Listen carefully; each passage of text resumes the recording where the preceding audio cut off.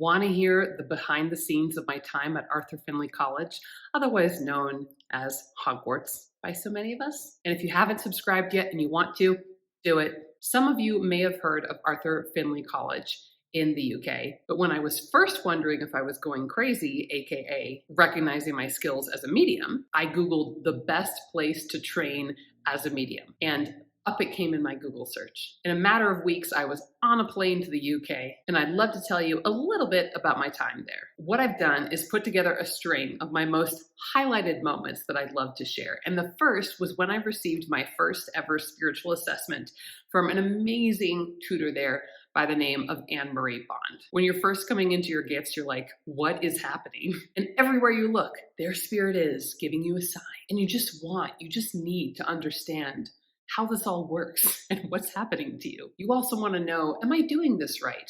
Or is this all in my head? Am I just making this up? Or is this really a spirit somewhere out there? So in my spiritual assessment, it was so great to sit with someone who looked at me like I was a normal person and affirmed that, yes, this is real.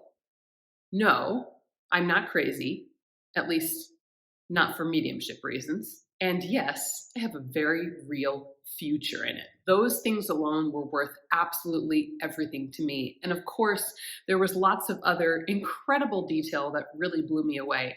But I've shared this in other videos, and it was a specific detail that came through in only this one spiritual assessment that I've had. And my tutor told me, when you go home, start a YouTube video right away. She was onto the fact that I had been an online marketer in the past, that I was queen with content, and that I was going to need to build a following for the next chapter of my life doing this work. She said, start a YouTube channel. It's going to be really successful. You're going to need it because people are going to make you all kinds of offers to speak on stage, to read on stages, and they're going to want to see you work. I followed her instructions, as you know, because you've been watching my YouTube videos. The second big monumental highlight, I have to say, that goes for my time at Arthur Findlay was just receiving epic amounts of validation and affirmation that I really know what I'm doing as a medium. I really have abilities. I really have skills. And working among other mediums and with all different kinds of tutors and noticing the consistency of what I was able to do really set my confidence on fire. The third highlight gets me so excited to talk about. When I went to Arthur Findlay, I experienced community. And with other like-minded people, with other people who were geeking out about mediumship and spirit as much as I was, but also who were a lot of down-to-earth people, because that was my big thing I was afraid of.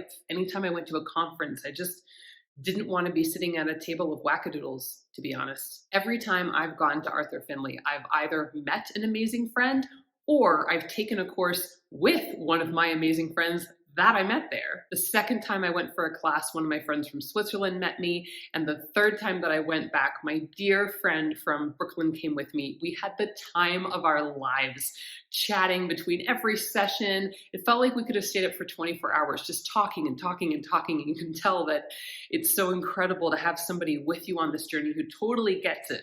Not just a supportive partner or a friend who's kind of fascinated, but somebody who's going through it too. And with this friend, we voice memo at least once a week, sometimes multiple times. And in addition, part of this community has been finding great tutors that I really resonate with.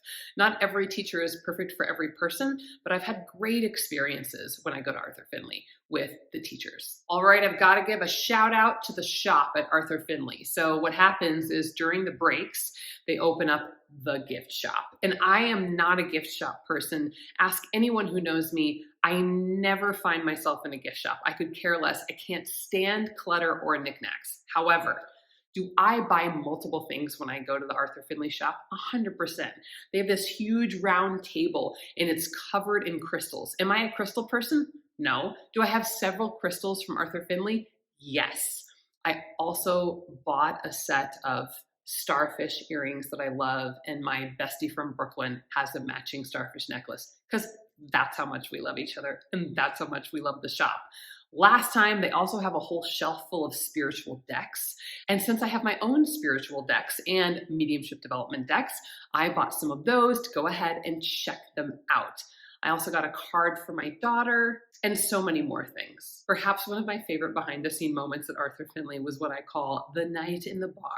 So Arthur Findlay also has a bar, and at the end of every day, which starts at 9:30 and goes until 9:30 p.m., you can go hang out at the bar and chat with people. Now, do I usually partake? No, for two reasons.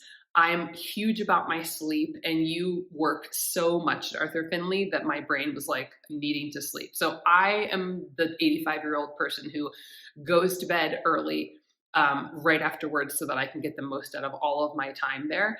And secondly, I actually don't drink alcohol. So me sitting in a bar chatting with people when I'd rather be sleeping is just what I do. However, I'm super social on all the breaks. And the very last night of our first time there, we had this amazing group of people that all bonded, and we went to the bar the last night. I had to get up at 3:30 that morning to catch my flight back to Colorado. And so I thought, why not? I'll just stay out. And I actually had a drink and a half. And most people think I'm drunk when I'm stone cold sober. So this started to be a wild night. We cranked up the music. Someone connected their phone to the sound speakers. It was like a full-fledged, intense bar scene. We were dancing with each other. We're totally like blowing off steam from the most exciting week of our lives. And then, because I have a degree in musical theater, I belted out a thoroughly Modern Millie song in the middle of the bar, and it just was wild. I didn't feel great the next day on my flight home physically, but spiritually, I was on fire. One of my next big takeaways, I learned that paranormal investigation is not the same thing as working with law enforcement to solve a missing person case or to help solve crimes. So I signed up for paranormal investigation. By the way, if paranormal investigation is your thing, you would absolutely love this class. It's not my class, so I learned that that is not my thing. I'm not interested in walking around trying to talk to spirits through gadgets. I can talk to them on my own. One of my latest big takeaways from Arthur Findlay, validation as a teacher of mediumship. It was so fun to go back as my skills were progressing and watch how teachers managed groups, how they helped people get a stronger link, how they helped them develop their toolbox. And I realized I know how to do that. Learning to give spiritual assessments. Love giving spiritual assessments. Love talking to other aspiring mediums who are where I once was, needing clarity, wondering what's going on with them, or how they've progressed and wanting to know more about their path going forward. Absolutely love spiritual assessments, did a lot of work on those there, and learned how to perfect it. Learned that I get to walk my own path on this journey in mediumship. Every medium will tell you something slightly different or have different preferences outside of the commonly agreed upon things like meditation is great and sit in the power, expand your clear senses, etc. But you get to be the medium that you were born to be. And there are a lot of ways to do that and find your own style. I was super lucky when I went to Arthur Findlay to have tutors who subscribed to that idea of thinking.